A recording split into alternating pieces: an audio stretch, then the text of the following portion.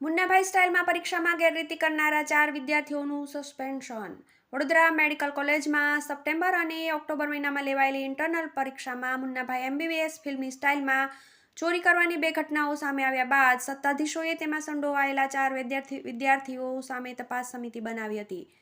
ગેરરીતિના ઉપરોક્ત 2 કિસ્સાઓમાં એક વિદ્યાર્થીની જગ્યાએ બીજા વિદ્યાર્થીએ પરીક્ષા આપી હતી. આ તપાસ સમિતિએ આપેલા અહેવાલના આધારે 4 વિદ્યાર્થીઓને 1 વર્ષ માટે શૈક્ષણિક પ્રવૃત્તિમાંથી અને હોસ્ટેલમાંથી સસ્પેન્ડ કરવાનો નિર્ણય મેડિકલ કોલેજના સત્તાધીશોએ લીધો હતો. સાથે સાથે વિદ્યાર્થીઓ પર 1 વર્ષ માટે પરીક્ષા આપવા પર પણ પ્રતિબંધ મુકાયો હતો. જોકે હવે સત્તાધીશોએ પોતાનો જ નિર્ણય ફેરવી તોડ્યો છે.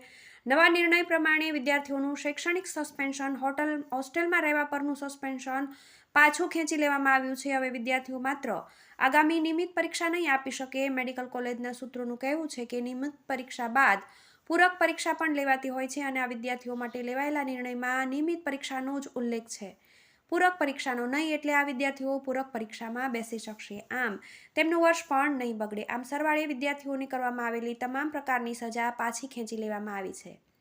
ભવિષ્યમાં તેઓ આ પ્રકારની હરકત નહીં કરે તેવી ચેતવણી અપાઈ છે. વિદ્યાર્થીઓએ ગંભીર ગેરરીતિ આચરી હોવા છતાં તેમને હળવી ટપલી મારીને છોડી દેવામાં આવ્યા છે. રાજકીય દબાણ સામે સત્તાધીશોને ઝૂકવું પડ્યું હોવાની ચર્ચા.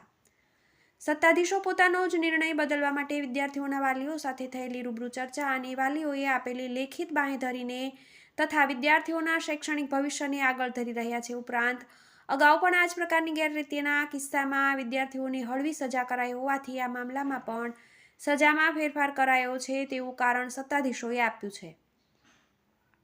બીજી તરફ અધ્યાપક આલમમાં એવી ચર્ચા છે કે સજા હળવી કરવા પાછળ રાજકીય દબાણ પણ જવાબદાર હોઈ શકે છે. નિર્ણયમાં ફેરફાર કરવાથી ખોટો દાખલો બેસશે. ઉપરાંત પરીક્ષામાં ગેરરીતિઓ અટકાવવા માટેના અધ્યાપકોના પ્રયાસોને પણ ફટકો વાગશે. TV18 news, Vadodara.